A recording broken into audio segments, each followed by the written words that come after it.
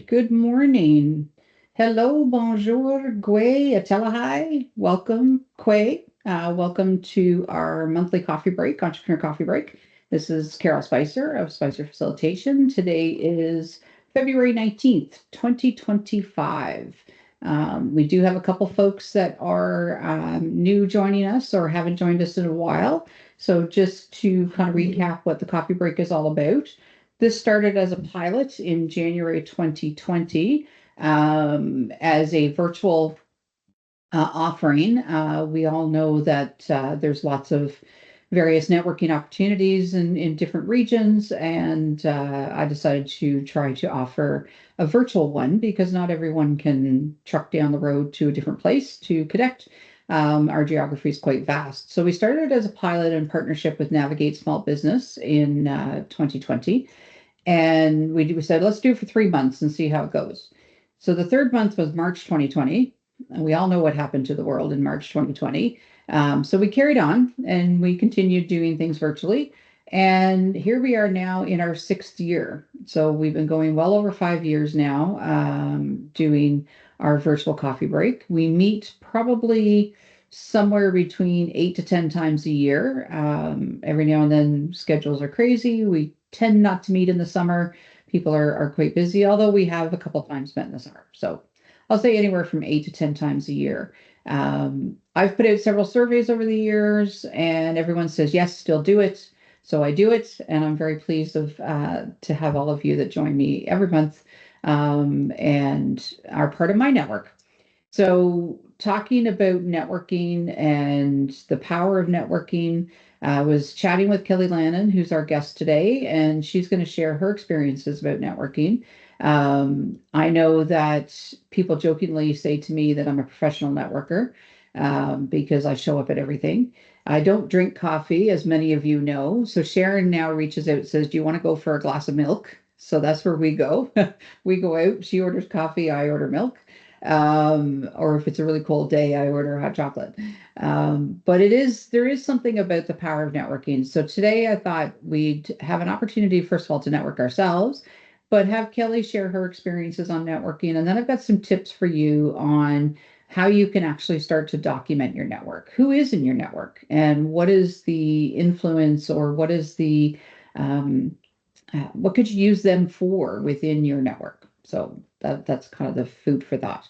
I do want to take a moment to acknowledge that I'm joining you from the beautiful community of Pasadena on the west coast of Newfoundland and Labrador, which is in the unceded territory of the ancient Beothuk. I ask that you think about where you're joining from us from today and acknowledge the Indigenous peoples across this country. And in our province, we have 5 Indigenous populations. So the Beothuk, the Mi'kmaq, the Inuit, the Innu, and the Southern Labrador Inuit.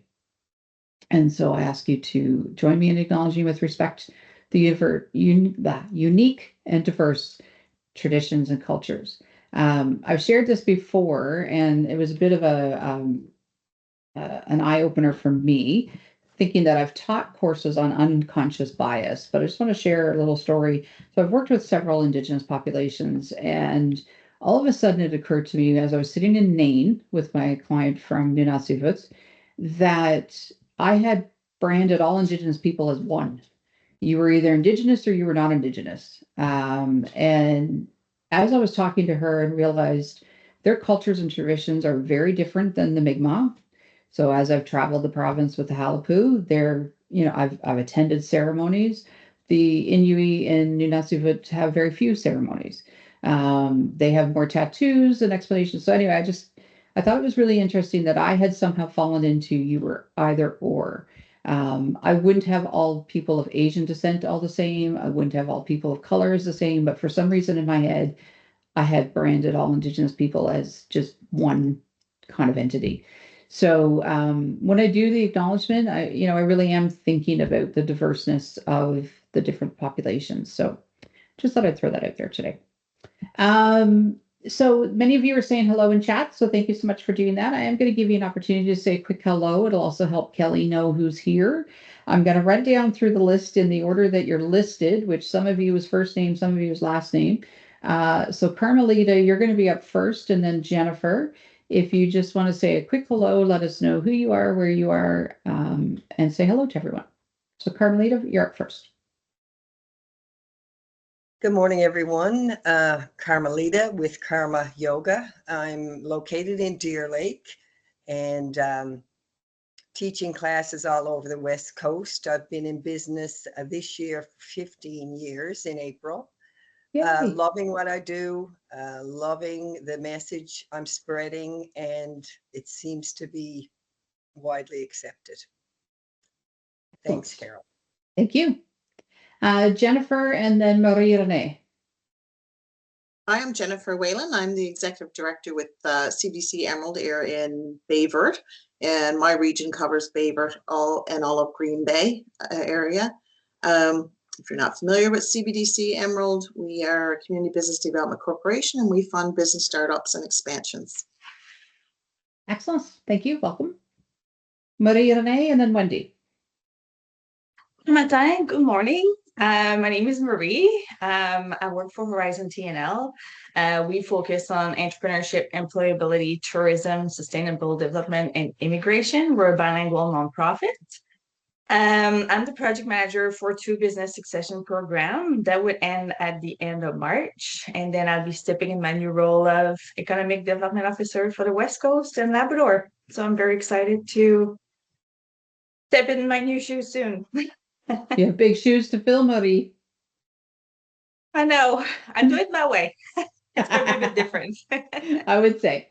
So for those who know Andrew Hibbets, who was with Horizon, Andrew has taken a new role with the college in the North Atlantic. So Andrew's been a familiar face on these calls for many times, and he introduced me to Marie at a Coin Franco event. I ended up speaking French all night and went home with a headache because it's been so long since I spoke French. And then we ended up crossing paths when she joined Horizon. So it's kind of cool how that all works. So there's another little subtle example of how networking can work. Wendy and then Scott. So I'm Wendy Norton. I'm the general manager of your local Staples here in Corner Brook. I love Carol's coffee, these meetings. I don't usually work Wednesdays, but I happen to be working today, so I thought it was a great opportunity to jump on. I've known Carol for I don't even know how long now. I guess since 2020, really, 2019. And she's just been an advocate for Staples. But not only that, the reason that we're jumping back on these types of calls as general managers is last year Staples did a whole lot operationally wise to get things running the way that they want them to run. So this year, our huge focus is small, medium businesses. So, I'm getting my face back out there for networking and, to let people know that Staples, yes, we might be a big box, but we're everything local. And the new campaign that we have going on right now, which is we're partnering with Meridian Holistic Center. So she has signage that we've basically paid for and to help promote her business. So this is something that Staples is doing across Canada with 300 stores. So yeah, so you're going to see my face a lot more out there. So Excellent.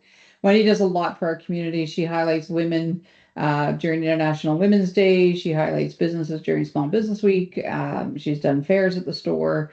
And certainly we'll talk about the preferred program a little bit later, Wendy, and let folks know about that. Excellent. Thank you. Welcome. Scott and then Sharon. Thanks, Carol. I was actually on the Staples website this morning, Carol, looking for some new Sharpie pens. So there you go. I love me Sharpies. Me too. Oh, wow. Okay. Well, that's another thing we'll chat about some other time, Carol. That's right. Thanks so much. For those who I haven't met, I recognize a lot of familiar faces on the screen. I'm Scott Andrews. I'm with Futurepreneur. We are a national nonprofit that helps specifically young business owners get started. Our age range is under 40. So if there's somebody out there in Canada that's thinking about starting a business or recently started a business and is looking for some funding and mentorship, that's where Futurepreneur helps out. I'm calling in from the East Coast, probably the most Eastern person on the call today. I've been attending these sessions back since 2020 with Carol. Love these. I do get to the West Coast and Central. I always like to say at least 2 to 3 times a year. So for those that I don't get to see virtually, I usually get to see in person in these networking events as well. So always glad to be here. Thanks so much, Carol. Thank you, Scott. I keep telling Scott he's got to start a maturepreneur line for those of us of an age. Although the good thing is, and I'll do a little plug for Scott, is you have to be under 40 to take advantage of their funding. However, you can be any age to take advantage of their resources and their workshops. So that's a good thing. Thank you. Sharon and then Terry Lynn. Good morning from beautiful Morning. Pasadena. Thank you, Carol. I've been tagging along with Carol since 2020 as well. She's been very instrumental in me networking, and even the other day doing these introductions through Gmail, introducing me to several contacts that I need to avail of grants, etc., whatever. Thank you, Carol, for that. And thank you, everybody, for showing up. I try to get to as many of these as I can. I am a meditation teacher and owner and founder of Siva Meditation. And I'm celebrating my 10th anniversary this year. So I'm quite pleased with that. And yes, thanks. And I'm looking forward to a great session this morning. Excellent. Thank you. Welcome. And Terry Lynn. Good morning. I am probably the furthest west, I guess, today. I am joining you today not from Newfoundland. I am in a very snowy Georgian Bay in Ontario, where I believe it's been snowing steady since I arrived on Saturday. And they have probably 3 times as much snow as we do in Newfoundland, which is a little bit crazy. But anyway, so I am Terry Lynn Robbins of Robbins Family Farm in Deer Lake, and Carol and I have been, I guess, partners in crime for a long time, even before 2020, and on her entrepreneurial journey as well, and through these coffee breaks, and we've been on many road trips together, and I always say the best form of networking is when you get to network in an informal setting, but these virtual settings are some of my favorites. Thank you. Yeah, Terry Lynn was with me prior to me actually starting the business. We ended up involved in a contract as I kind of tested the market. So even pre-launching the business, so it's been a while. And then we also were served on a board together before that, so we've known each other a long time. All right, so Kelly, I'm going to turn to you if you want to do the introduction of yourself, and then maybe start to tell your little story about networking and how that's impacted you. Alrighty, sounds good. So my name's Kelli Lannon, and I've recently started my own business called Bees Knees Event Planning and Marketing. We may be changing that. We may be dropping some of those extra words, but Bees Knees Events is pretty much me. I started that last July officially, and it's been growing and booming ever since. Flat out 3 events this week, so like it's awesome. And let me see, I've known Carol forever, I think. Seems like it. Seems like, yeah. And the picture Carol has here up on the screen is a networking event that Carol hosted back in 2023. Carol, I checked it out. Okay. I was in school, so when COVID hit, like most people, you have to pivot and change. I was working with the town of Pasadena and lost my position because of COVID. There was no events and and I was the programs and event coordinator for the town. So obviously, no programs, no events, no job. So I pivoted and I went back to school and did my marketing and got my marketing diploma.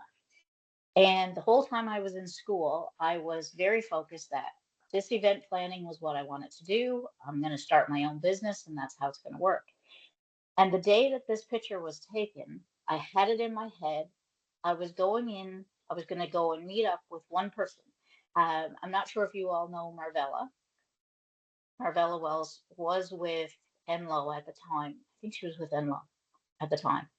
Um, and now she's with CBDC, I believe. Yeah. Anyway, I had it in my head. I'm going in. I'm going to meet Marvella. I'm going to tell her that I'm not going to do my 6-week work term. I'm going to start. I want to start my business. I want to get in the SEA program. That's what I'm going to do. And I walked in the door and I started chatting with Carm, and I started chatting with Sharon, and was chatting with Carol, and we were doing a few things, chatted with Marvella, and I said, this is what I'm thinking. And she's like, you know what? I really think you should do the work term. I said, yeah, but I know what I want to do. She said, no, I think you should do the work term. I think it will be good for you. And I'm like, oh, maybe. We'll see. And with that, Carm introduced me to Janice Ryan. And I don't know if many of you know Janice. She's the owner of Rudy's Transportation. Yeah. And in that conversation, I hooked up my work term with Janice to do 6-week work term that I had zero intention of doing before I even walked through that door. And it was one of the best work terms I did. And it wasn't because of the work I did with Janice. It was the networking that I got between working with Janice and her network of people, and Carol's network of people, and Carm's network of people, and Sharon's network of people. I started meeting all these people I would have never met before, who really had an impact on how I started my business and what I did. So that day was very, very much a life-changing day for me, because it changed the impact and the focus of how my business had started. So, so that's my background, and that's my initial networking story of how that all came to be. So I am, like I said, very appreciative of Carm introducing me to Janice, just because Carol had put stickers on us and said, hey, everybody with this color sticker has to go stand together and meet each other. And so if I hadn't done that, then I wouldn't have met those people, and I wouldn't have had the position I did, and things wouldn't have turned out the way that they did. And I'm a true believer that everything happens for a reason. And coming to that networking that day was definitely the reason for my business and whatnot. So, and then to fast forward a little bit more, now that from that business, from working with Janice, I learned a lot. I actually was hired on by the company I had worked for the summer before. They called me up and said, we need somebody to come back. I was working with a company called Oceans Advance, which is another networking company, because they deal with all the ocean companies, not just fishing. So I went back to work with them and pushed my business on hold a little bit, because I knew it was a short contract and it would help me out in the long run because of the networking I would receive from working with that company. So I worked with them, did that for a while, and then was approached by another company, the company that I'm currently working with, WRDC, and they hired me to come in. And one of the things that highlighted from my resume was my networking ability. So it's really full circle how all of that comes to be. But I did still want to do my business. I said, I still want to do my event planning. I'm going to make it happen. And for me, last year in March, my contract ended with WRDC. So I said, okay, how do I make this happen? So I started doing the behind the scenes work, had some advice from Carol, some advice from other friends, and I started with the SEA program. And fast forward to today, no longer in the SEA program, but my business is started, and here I am. And what I do is uh, different kinds of events. So it could be just about anything. Um, in 3 weeks' time, I'm doing a ladies' night for the Ski Nature Park. I'm doing weekly trivia nights at the local cafe, which is another connection that I met through my networking. So between Sharon and Carol, I've met up with Laura Lee, who is the owner, one of the owners of Cafe 59. So we got chatting, and a bunch of events that I had to offer, she wanted to have at her cafe.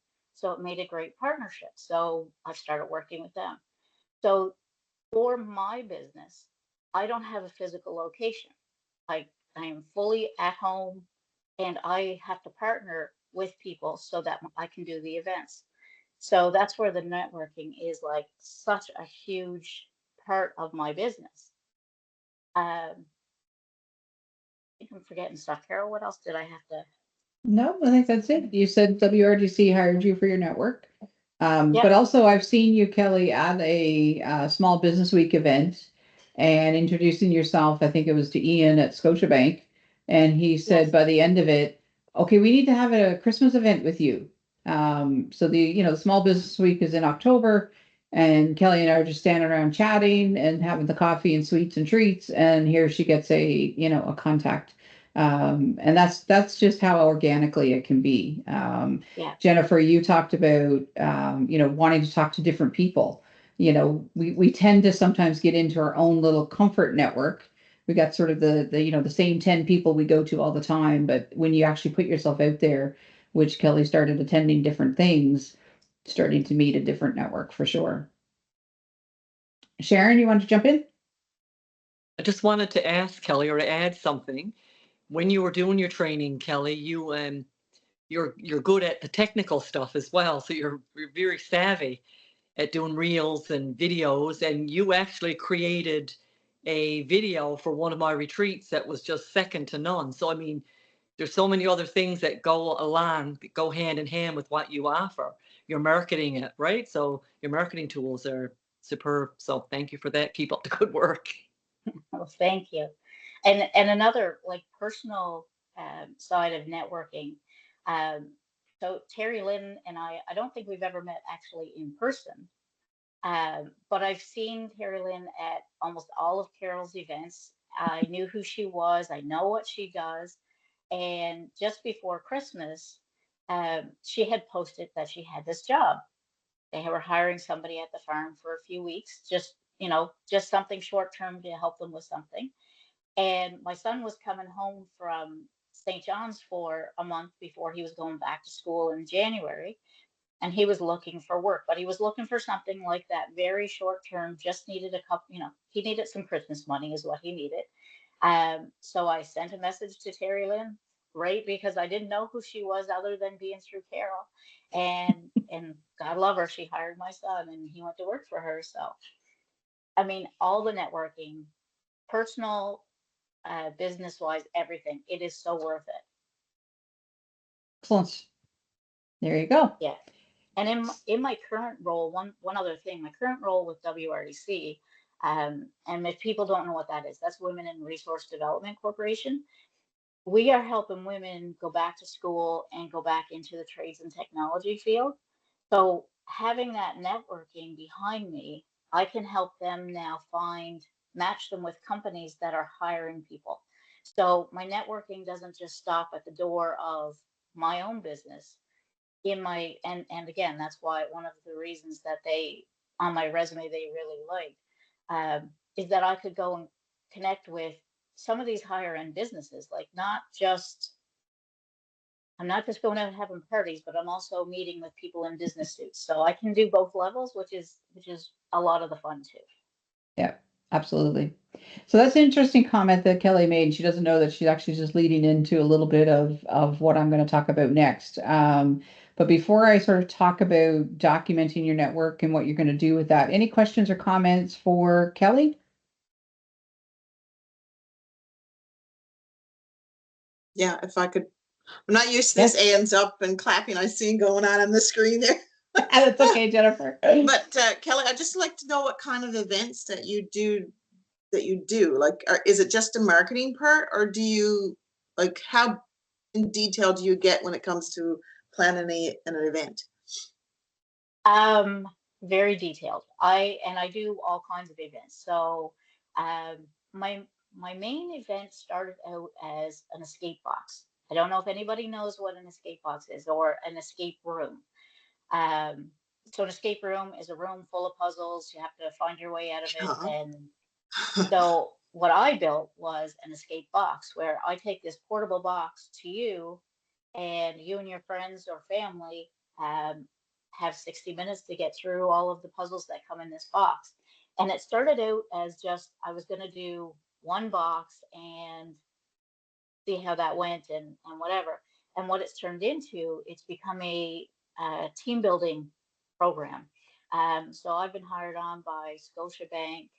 I'm just trying to think of all the places. I've probably had about 10 different corporations reach out to me and hire me for their team building events. So I do that. Like I said, I'm doing a ladies' night here for the Ski and Nature Park. We're doing a murder mystery. So I've planned that all out, designed the characters, have, the flow of the whole party. Somebody asked me if I would get into wedding planning, and I said no. That's not my area of expertise. That's not something I want. I don't want to talk to any broadzillas, to be honest. I just want to have fun. Because I found what's happening is in this line of business, it's all fun. People are there for a good time. They're there to relax. They're there to enjoy, and it couldn't have a better job than going out and having fun and playing games with people. So my Okay. extent of events is just about anything. If you can think it up, I can make it happen. And what numbers is your limit to those team building events? Like, do you have a specific number that you won't go over, or a minimum that you would do it? No real minimum. So like this weekend, I was hired on by someone to do a birthday party for an adult. So we're doing the escape boxes, and there'll probably be 25 people there. I've done it for probably as low as like 8 to 10, but I would generally, and I don't want to go too much over. I try not to go over 50. Now, the one at the Ski Nature Park probably going to be closer to 70, but that would be my limit. Like, I don't want anything too big. Somebody asked me if I would be interested in doing elopements. So like a small ceremony with like 12 people, that I would do, but nothing bigger than, no wedding bigger than that for sure. And Jennifer, for the team building thing, it's a competition. So there's more than one box. So the groups are simultaneously trying, I think that's how you do it, right, Kelly? Simultaneously Yes, yeah. trying to solve the puzzles. So that's where the team building comes in, because you got to work together in your group, Yeah, I'm but just you're trying also to get a competing. feel for it, because like every year here in Bayvert, they host, the chamber hosts the mining conference, and they always have an activity for the spouses or those that come with them, and they're always trying to come up with ideas what to do. So this would be a really nice event. Plus, CBDC is having their national conference in St. John's in May, and they're always looking for different ones too as well. So this is information I'd like to have your contact to pass that Yeah, along. for sure. Yeah. And in that light, so when I started out doing the boxes, one of the first events I did again with Carol, because she's one of my biggest supporters, I think. They had an event at the library, and they said, why don't we do an escape box at the library? So I brought one escape box, and we had several groups go through one at a time. And that was the whole day. Like, that was Full day. probably 8 hours of that full day. And the next one I did was at the high school, and I said, that's going to be to get as many kids through as you would like me to get through. I'll have to build a second box, but that's no problem. We'll do a second box. It'll be identical, and we'll see how it goes. And that worked out so well that's how I started. I said, okay, so my husband and I actually, if you look around my kitchen right now, there's boxes and crates and everything here all around my house, because we're working on getting it done for the weekend. But so we can build multiple boxes that are identical, so that you can have, so if you did have 100 people, say, 100 would be a very big stretch, mind you, but I could do multiple boxes because it's generally 5 or 6 people at each box participating. So that's why you can have bigger groups at the same time. Pop your contact information in chat, Kelly, for Jennifer, so she can get it. Please. Awesome. All right, so I know a few folks got to pop off, so I want to get into Kelli shared the impact and the why of networking and why that's so important and how positive it's been for her. So how do you figure that out? What do you do with it? How do you start? Where do you begin? So this is some stuff that I was taught really early in my career about starting to actually document your network. So in the first year that I started my business, I went to all kinds of stuff, and back then everything was in person. So I started collecting all of these, business cards because it was a thing you did. And around December, my tends to get really quiet for me. People don't want training in December or facilitation stuff. And I started going through all the business cards I collected, and I had actually collected 86 business cards in the first year. Um, so it tells you how many going for coffee I went to. And so I started then figuring out, well, what am I going to do with this? Like I stick them in I've got a little binder, and it's got the business card slots and you stick it in and all that stuff. But what am I actually doing with it? So Billy Newell was at the time the entrepreneurship incubator space manager up at the college and at the university in Corner Brook at Grenfell and College of North Atlantic. And he gave me a book, and I forget the name of the book. I'll be perfectly honest. I meant to look it up and I forgot. But in that book, it talked about how you can do two things with your network when you're starting to document. One is to look at a category. So where did you learn about these people? And then the second part is a profile. So I'm going to take you through that. And I'll preface this by saying when it comes to documenting, use whatever works for you. So I actually decided to play around with an Access database. So I used Microsoft Access. Never had used it before, so I started using it. It's very similar to Excel. It's just kind of Excel on crack because it could do a whole lot of other things. But you can use Excel. You can use a notebook. You can, just have a couple of sheets of paper, whatever works for you. But I would challenge you to start documenting your network. Actually start to put down in some format, whether it's pen to paper or electronic, actually looking at who's in your network. So I'm going to see if I can get this to work. So the first thing you look at is a category. So the category describes how this person is in your network. So the first one is family. So believe it or not, your family members are part of your network. I have aunts. Terry Lynn knows my aunts. I have two aunts that's dad's sisters. We call them the aunts. And they go around and they say, I don't really know what Carol does, but she's really good at it. And I'm like, okay, thanks, aunts. And even though they don't know what I do, they have a network. They play remotely. They go swimming. They go to church. So they have a network of people who may still be working. They're both retired, so they're not a potential client of mine. However, they have a network and they can be a big cheerleader for you, right? They can start to tell people about what you're doing. So don't discount your family members, right? When we think of networking, often we think about clients or business partners and that sort of thing. But we're looking at people who can expand the reach of who you are. So family can be a really good source. The next level up, so I'm kind of going close to you and moving out, is personal. So personal could be your friends. I would say that some people who I've met in some contexts have now moved into the friend category, so the personal category, and that would be pretty much all of you on this call here today, because we've had such a relationship over the years. It could be your dentist. It could be your daughter's piano teacher. It could be your son's hockey coach. Anybody that kind of is not related, but is in your personal network. They are people who also have networks. So Kelli talked about, using Carm's network and Sharon's network and my network. That's where the personal comes into play. So you would document, you put a little category to say that this person is in my network. I met them through a personal connection. And then the one that's primarily when you're looking at your business is a business network. So I would say, for instance, Scott and I met through business. Wendy and I met through business. Whereas Terry Lynn and I were friends first because we were on a board together and became business. So you can see how people kind of move through that, right? What you can do with this is if you use Excel, for instance, or Access, you can then start to filter. So when you put people into a spreadsheet, you can put a filter on it and say, okay, I just want to look at all my business contacts right now.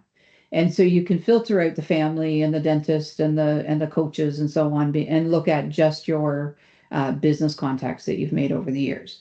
So it's putting them into sort of that big, a little bit of a category. And the reason you're doing that is to think about how you're going to leverage those networks. So, family dinners, I talk up to my family where, I travel and I do this and I'll go that, because who knows who they're talking to that may say, yeah, my niece will do that. She can go off to a thing for you. Or I remember my mom, when I went to Montreal one time to do a thing, and my mom says, you're telling me there's no facilitators in Montreal? I said, of course there's facilitators in Montreal, Mom, but somebody in my network recommended me to this client who got me there. So it's about, having people sort of tell your story. So that's kind of the first thing you want to do. You want to go through, so you can go through your emails, you can go through your business cards that you've collected, you can go through your LinkedIn profile, who do you have in your network, your Facebook profile, whatever you have, start actually documenting who they are. The second piece to this then is assigning a profile to the people in your network. And this is where, to me, the power really comes. And I've talked about this being the power of your network. So you have someone in your network. Great. I have 1,052 people. That's wonderful. Aren't I popular? But what can I do with that? Right? How do I leverage that network to get me to where I need to be? And so where the power comes in to me is when you start categorizing. So one category, and there's 6 I think I have. So just to let you know, there's 6 coming up. The first one is the decision maker. And actually, I wouldn't say the first or last. I have them alphabetical. So decision maker. Is the person in your network the one who makes the decisions? So for instance, I'll use Wendy as an example. Wendy is the general manager of Staples.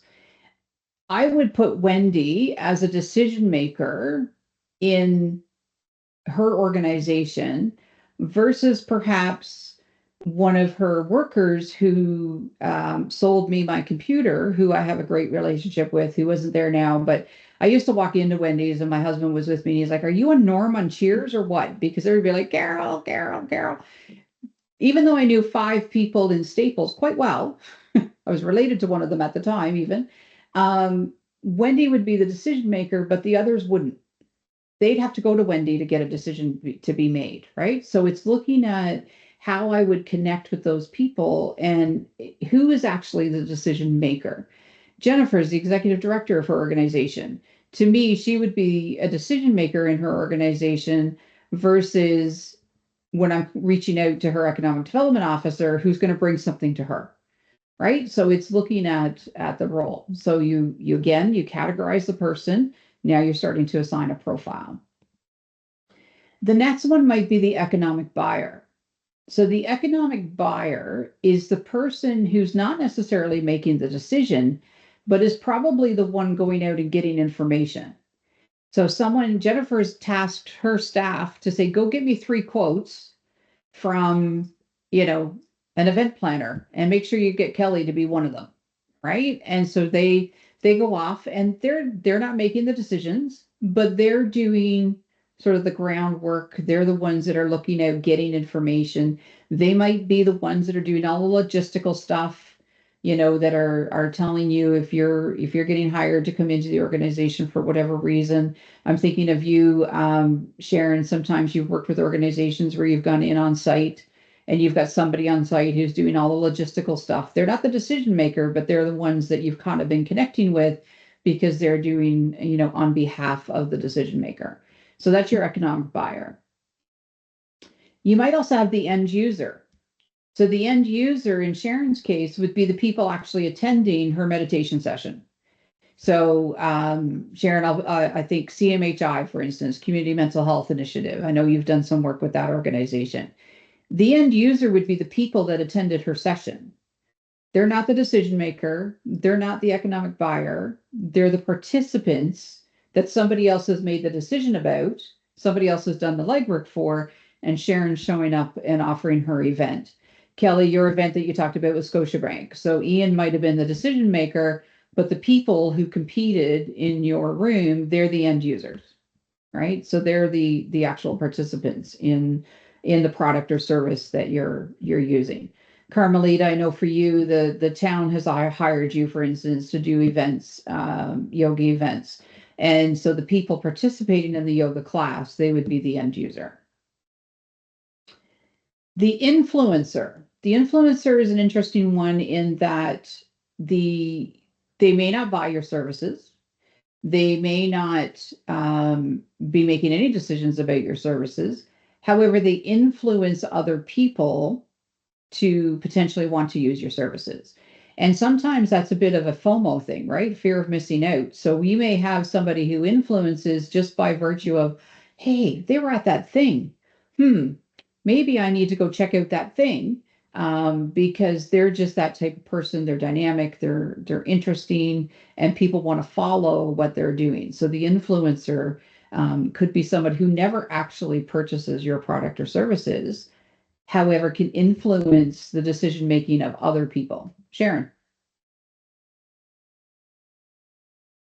Thank you, Carol. I had to jump in there on the influencer because it's striking home to me in my current situation. I was trying to locate a presenter, a guest presenter for my retreat is coming up in April. So I reached out to him a couple of weeks ago, I'll say, when I first started putting plans in place. No reply, no reply. Sent messages, emails through the website. Got his phone number from somebody I knew, left a message on his phone. Nope. So anyway, I knew somebody that knew him. And we were just chatting one day and I said, they highly recommended him, blah, blah, blah. So anyway, this person contacted me last evening and actually cited the conversation he had with this other lady. He said, she highly recommends you. He said, I had to call. Well, there you Not go. only did he want not only did he want to be a guest, he wants to register for the retreat as well. So these influencers are huge. Yeah. Thanks, absolutely. Carol. Thank you, Scott. Yeah, same point as that too, Carol, as to what Sharon was saying. I I caution myself on using the word influencer, because when I think of influencer, I think social media, which is not something I'm big into. I call the influencers referral sources. Because, and I'll just give you an example. I would be the opposite of an influencer, but I do get a lot of people who reach out to me looking for, like, hey, Scott, do you know of a graphic designer, an accountant who focuses on small businesses, somebody who knows social media, that kind of stuff. And then I found myself like de facto just like if somebody's like say, hey, we're looking for an event planner, we're looking for this. Do you happen to? Yes, I do, or I know of this kind of stuff. So I look at it as, a connector, referral sourcer, recommender. There you go. Okay. Yeah. So Better. I will say there's a slight difference between influencer and recommender, right? And I would look to Jennifer and Scott and Marie as our recommenders, right? You folks are not necessarily hiring all of us. In some cases you are. However, you are exactly that. You're the recommenders who say, hey, I just did this thing. Jennifer did this for me. Jennifer, I did some work with her in the fall. And the next thing I know, one of her colleagues is saying, hey, Jennifer gave us your name. Can you do the same for us? Just hit ditto, but it's a different group. I'm like, okay. So instead of going to Green Bay, I went up the Northern Peninsula, right? So it's the recommender is really important as well. I would say each and every one of us on this call are recommenders for each other, right? Because we're building this community, and that's what it's all about. Is about being willing. And I got to be honest, I get really overwhelmed with how willing people are to recommend me. Like it just really, it overwhelms me. It really does, because it's so positive. And I often say, and I say it over and over, Newfoundland and Labrador is large in geography, it's small in community. And so having, that group of people that are willing to recommend your name is, to me, is golden. And I know that I've recommended almost everyone on here for something at some point, because people do it for me, so I'm going to do the exact same. Excuse me. Carol, The can I last, jump in there for a sec? yeah, for sure. So in that light, the recommender influencer. So I just before Christmas or early in the fall, I guess, I was doing a couple of escape nights at the cafe. So I'd bring my boxes to the cafe. We had people would book a table, and we had an event there. And from that, I had 4 different events that spawned from that because someone who had attended it, and actually one person wasn't even attending the actual event. They were just having supper while this was going on, while they were having supper at a different table. So I get a call and said, "Yeah, my boss was at the cafe the other night. I was wondering if you could tell me a little more about what it is you do." And with that, I was hired, and then it was booked in January. I did an event for them. So influencers and recommenders are definitely a huge part of it. Yeah, absolutely. Now, fortunately for me, I have not had this last one. However, I think it is important that we recognize they could be out there, and that's the saboteurs, right? Who's going against you? Who might be trying to undermine the work that you're doing or your reputation, or might be doing something that could negatively impact your business. So, I mean, I wouldn't spend a whole lot of time trying to root these folks out. I think it's just more being aware of the fact that, you may have some of these out here. And certainly, some of you might be in a very competitive field, and unconsciously, some people might, I try to take the high road. I say unconsciously, they might be trying to, mimic you or trying to do something like you, or whatever it may be, and inadvertently impacting your business in a negative way. So I wouldn't spend a whole lot of time, but I would be aware of them. So doing this profile, so I'm going to throw this to you now. So why do you think this matters? Why do you think we should profile the people in our network? What can it do for you?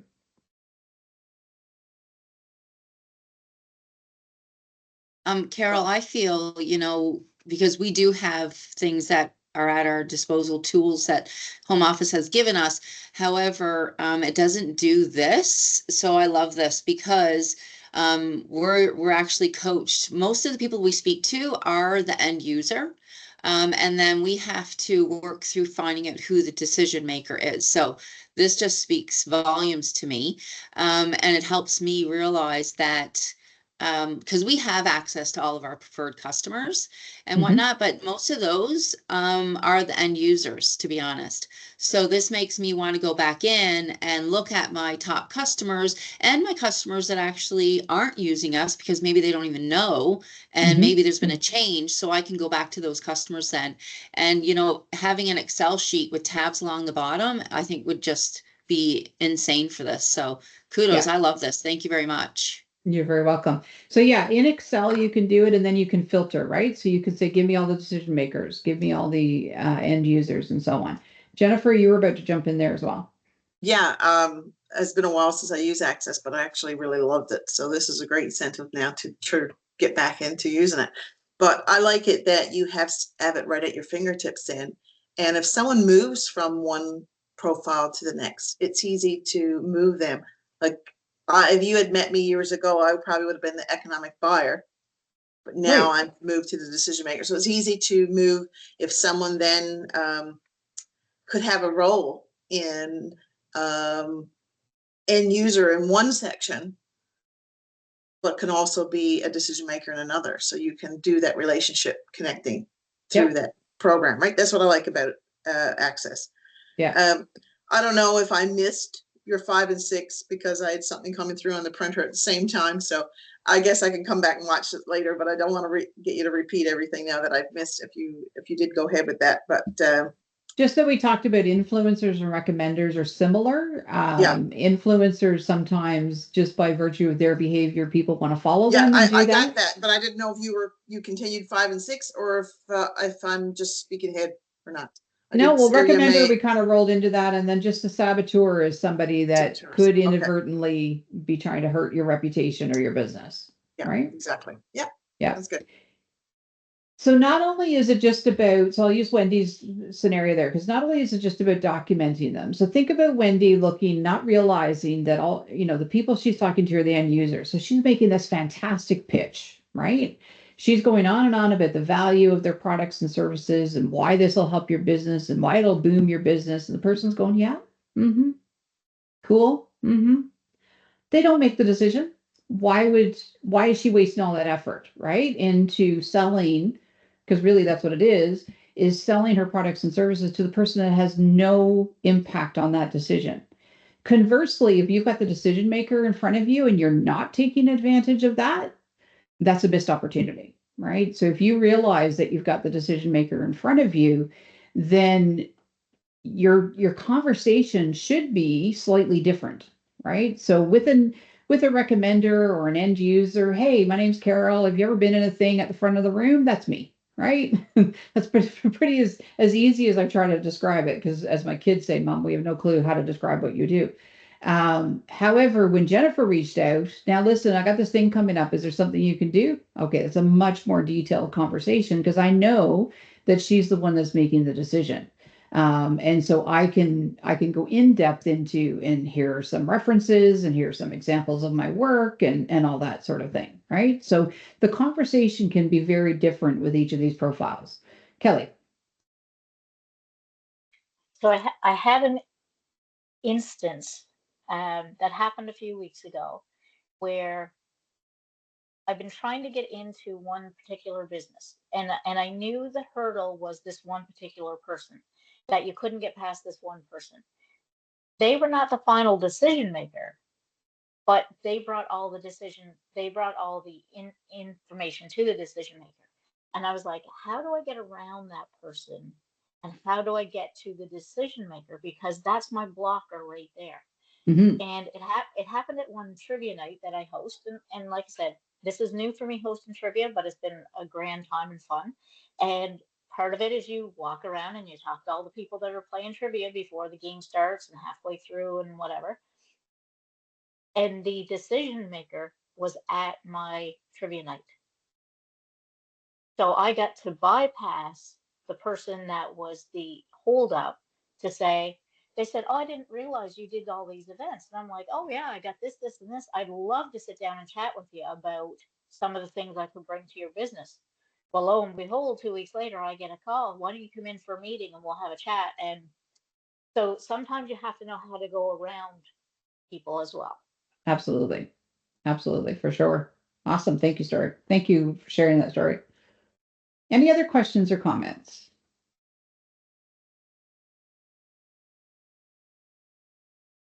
So let's talk a little bit about, and I didn't really put this in a slide, but um, Terry Lynn commented that, these are relaxed and informal, but there are the fear of going to networking events, right? We go into a room now. I mean, for me, walking into a room of strangers, not a big deal. It's what I do for a living, right? However, not everyone is comfortable doing that. And so, getting comfortable to walk into that room, start to think about who you are. What's your introduction? What's your little, elevator pitch of who you are? So like I just said to you, depending on the audience, it might just be, oh yeah, no, I'm a facilitator and a master trainer. If you've ever been in a meeting or anything when there's somebody at the front of the room, yeah, that's me. And they're like, oh, okay.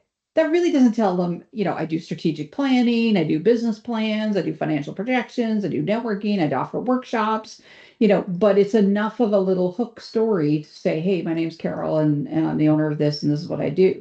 So start to think about some of those things, as you're walking into audiences. If you're walking into something that's maybe a little bit more formal and a little bit more structured. Oh, yeah, my name's Carol. I work with the not for profit sector. I offer strategic planning. I might have a different story that I tell, right? That little kind of intro. The other thing that I learned over the years that I think is really, really important is if somebody says to you, you should meet, great, give me the introduction, please. Because I would go to sessions and I'll call out on Scott's good friend Brent. I'd go to sessions when I first started my business, and Brent Decker, who works for the provincial government, was always at these coffee breaks. Carol, you should meet so and so. You should meet so and so. And I'm like, oh great. He'd tell me all about so and so, and I'd be like, mm-hmm. And I'd leave the meeting, and I'd be driving home going, oh shoot, Brent told me to meet somebody. Who was that again? Now, if Brent says you should meet, great, Brent, give me an intro. And Sharon talked about it when she introduced herself a moment ago. She had to drop off to an appointment. Um, I'm a real believer in giving email introductions. Carm's done that for me. I've done that for Kelly. Terry Lynn's done it for me. And I believe that that goes around. Wendy, I keep sending all kinds of people to Wendy because they're going to forget who I said you should meet, right? When I say, and Marie, I've got a contact for you. I've been meaning to reach out to you. A lady who's been doing succession planning conversations that I want to connect you with. But I forget when I leave a session. So I figure if I forget, somebody else is going to forget as well. And so it's about if somebody says you should meet so and so, great. Please give me the introduction. Then it's on me. Then I have to follow up with that introduction that's been made. Scott. Yeah, to follow up with that point, Carol, I'm always looking for in my personal and professional network, I'm always looking for synergies.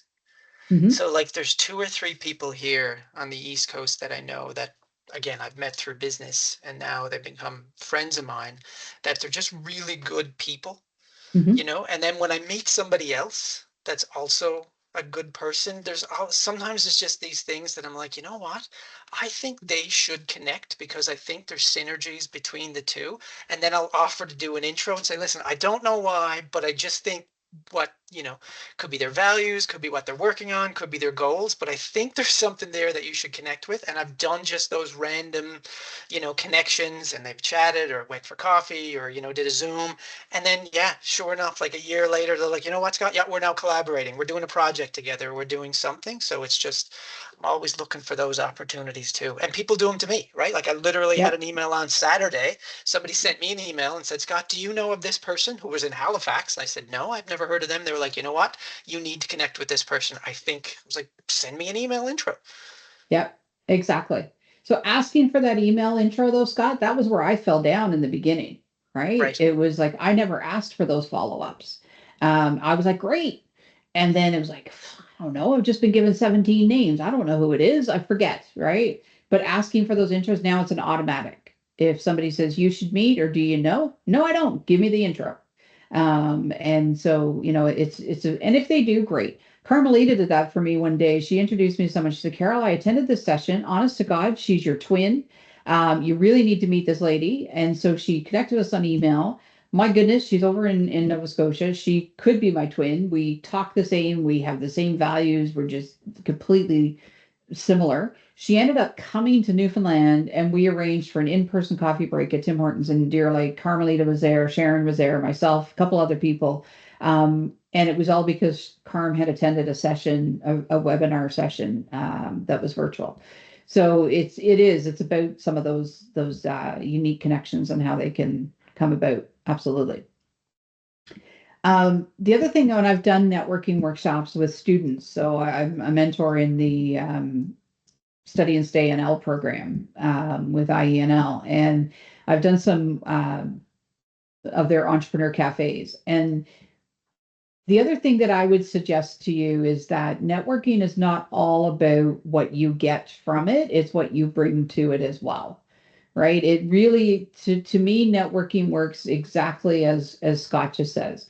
I'm connecting with a really good group, and then all of a sudden I think maybe this person could benefit. He brings it forward to someone and not waiting. There may never ever come anything out of it. If I introduce Terry Lynn to somebody, it may never ever come back onto my business as an invoice at the end of the day. It's about what you bring to that relationship as well. So going into networking, and I think for students, it's always hard because they're looking for a job, and I get that. So they're going into a networking event, they've got the pressure of trying to find a job. However, sometimes going to a networking event is not about getting that job. It's about creating that community. It's about giving of yourself so that you can grow as a person, you can build your network as well. That's a personal belief of mine. I really feel that you have to put into it as much effort. It's not always about what I'm going to get at the end of it. Jokingly, I was, said earlier with Wendy, I don't get a commission every time I tell somebody about Staples Preferred Program. but I believe in the program. Why wouldn't I share it? Why wouldn't I connect them to Wendy? Right. So, and the same thing for Scott. I've told you all before, he's always looking for mentors for his young entrepreneurs, right? I've been a mentor for him as well. So why wouldn't I try to connect people and share, right? So it's not always about what you're going to get at the end of the day. For folks like Kelli and Carm and Sharon and myself, and that don't have bricks and mortar, sometimes it's just to get our face in front of people to say, "Hey, I was at this thing. There's this woman in purple." Or Kelli was there with this bee on her shirt. What was that about again? Or Terry Lynn will be at an event and promoting her farm, and next thing she'll get, someone coming to her camp. So I think it's really important. And I also don't want to forget the folks like Marie and Scott and Jennifer and Wendy, that without you folks wrapping around us, we wouldn't survive as entrepreneurs. You folks are in these lists. You're not just decision makers, you're influencers, you're recommenders all the time for us. So I would I would extend my thanks on that. All right, looking at the time, we'll throw it open. Wendy, do you want to talk about your program, the Staples Preferred, and some of the changes that have happened? Gosh, sure. So Staples, well, we've had the preferred program for quite some time, but it's actually evolved. So right now with the preferred program, it's for any business. And basically, the big new push onto it is our Staples print side of it. So when you're a preferred customer, we've now launched what we call Print Connect. So it's also a free program. So let's say, for example, you go onto staplesprint.ca, you spend all this time, you create your business card, you send it to get it printed, and then the next time you go, you have to go back in, and it's just a long process. So they've made that a lot simpler. So with Print Connect, you take your business card, you go to staplesprint.ca and log in, number one. And as a preferred customer, you're going to get your discount. So you're going to get an automatic 10% off all print.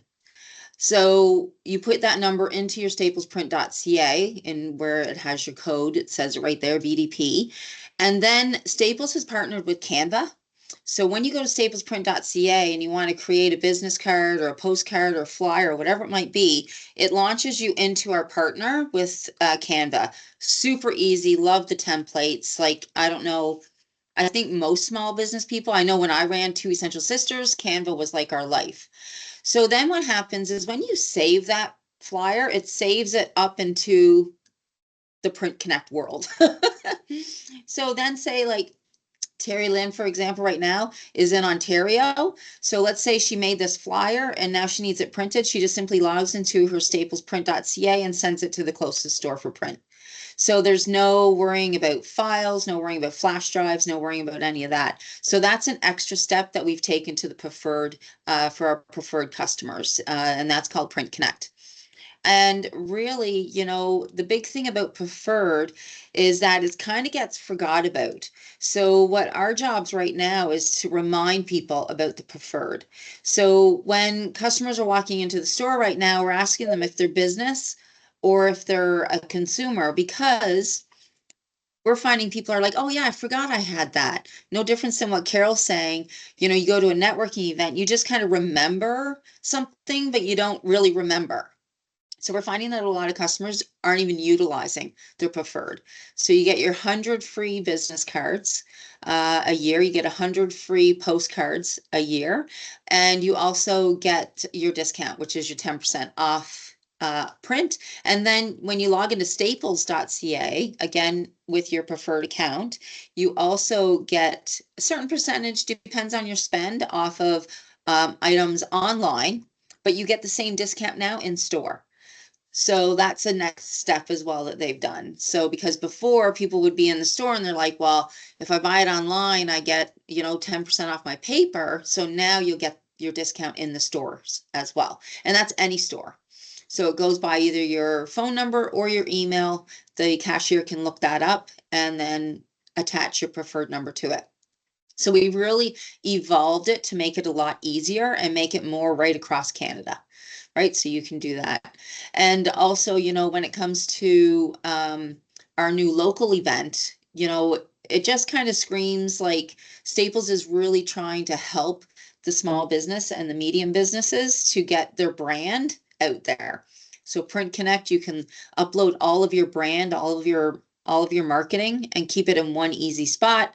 Prefer to get your discounts as well as free gifts, depending on what you buy. That's an online thing, but you will get free gifts. And it also just shoots coupons to you. So it watches your spend. We know AI is a thing now.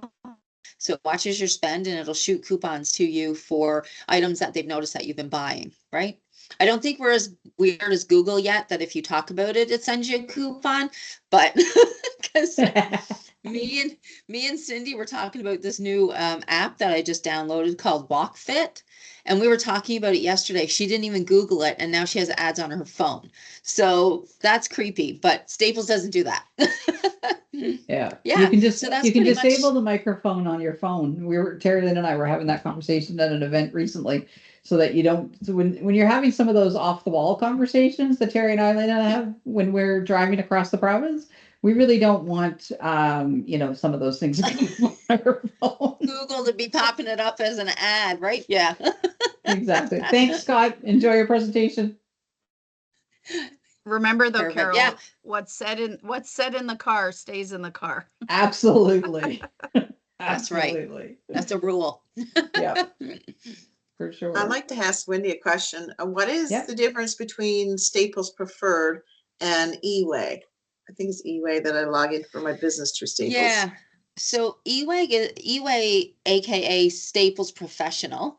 Staples Professional, we bought them, I'm gonna say 3 years ago. Used to be eWay, now it's called Staples Professional. They're kind of like a sister company. So we're kind of integrated, but like if you bought something on Staples Professional, you can't return it here because we don't have the same systems. But they're more of a business, like say if you needed to buy 3 boxes of coffee cups, or if you needed to buy like all of your janitorial items, or if you needed things that are more that side. Whereas we're more of the printers, for example, if you need a computer, things like that, they're more on the janitorial side of the business. Yeah, I think there's like some files like you guys used to sell one time, like the big expensive file folders. And now we have to go outside to get those. So you're saying Staples Professional, if I have an account with you guys, that's what it should show up, or is there a different? Yes, you would have 2 accounts. So you would have a Okay. Staples Professional account, and then you would have your Staples Preferred, which is more of the retail side of it. And Staples Professional does have a warehouse in St. John's. Sherry runs it. She's like an insane robot. She's been doing it forever. And so, we do have that local piece as well for the Staples Professional. It's just that we're sister companies, so we're not really, but yet they use we use a lot of, our account managers are the same as them. So they do Staples Professional, our account managers do, and also Staples Canada, but it is 2 separate programs. Interesting. And it works for the not-for-profits too, Jennifer, because I have it for our Heritage Society. So we got business cards printed. That's the biggest draw for me, Wendy, I got to be honest, was getting 100 free business cards. Although I noticed at a lot of networking events lately, people aren't actually giving out their cards. People are taking pictures of their contact information or whatnot on their phone. But again, what are you going to do with that when you get home? You've got all these pictures of business cards, or you get pictures of somebody's, QR codes, and you forget about who's in your network. So it's about documenting that, no matter how you take it. But it's awesome. I mean, I got my business cards, they're double-sided, so I think I paid $12 because I double-sided them. But multicolor, and I designed it in Canva on the website. So Absolutely. So if you want to, sign up, if you're not signed up and you want to sign up, then just shoot me an email. I'll get all the information from you and I'll set you up. And I was in the My store recently chats- and I got my 46 cents off my Sharpies that were already on sale. I know sometimes the discount isn't very much, and I always look at the customer, I'm like, it's better in your pocket than mine. That's right. That's right. Yeah, go ahead and put your email there. in the chat? My chat's I'll not share. working, Okay, Carol. I'll connect you It guys. Okay. says it's only available during the meeting. Yeah. okay, perfect. Well, I'm gonna have to jump off too as well, Carol, so Yeah, it no was problem. great. Thanks I'm for glad I joining. joined in. Yeah, it's Learned good to see something you. today, for sure. All Okay, right, thanks. Have a great day. you too. Any other questions, comments, anything else on the go? Anyone who wants to let us know about? Yeah, as a visual person, I think like it's gonna be awesome to just have like to have it all, in front of me, and then you can scroll around and maybe add some colors and put some Yep. color tabs in all the categories, and I have to play with it, but I think it'd be great. Yeah. Very great tool. One thing that I will say, if you're using Excel or Access, always put the smallest piece of information in its own field. So for instance, do first name as one field, last name as another field. Don't put the person's full name in one field. Same with addresses. So put, like your street address in one field and then the community in another, then Newfoundland in another, and then postal code in another. The reason you do that is that you can then filter, right? So you can filter by community, you can filter by first names. Oh, I knew a Sharon. Oh, which Sharon is it? Right. So I know about 6 Sharons. So I can put Sharon in and I'll get Sharon Evans and Sharon McLennan and all the different, or it's like, oh, I know the last name's Evans and I'll get Sharon Evans and I'll get Janice Evans, right? So you can filter when you put a small piece of information in a field. So your spreadsheet may have a lot of columns in width, but it helps you then when you're doing filtering to be able to do that. Carmelita. Hey, Carol. Hey. I just wanted to say that, and everyone on here knows this, um, what a champion you are for small business. Um, we were talking before the meeting started. I think it's 8 years since we've been friends, and I can't begin to tell anyone here how much you have helped me grow my business, how much of an influencer you have been when you're in groups of other people mentioning me and what I do. And I love the email intro. You've done several of those for me, and they have worked out as well. And you know what you're doing today for Kelly. I mean, we all know Kelly, and what she does is amazing, and she's so good at it. And I love to attend events she's done. And she did a murder mystery with us one night, and it was an absolute riot. Brought us all together. We roared. It was so funny. I can see how things like that would be so great for team building in businesses. So, way to go, Kelly.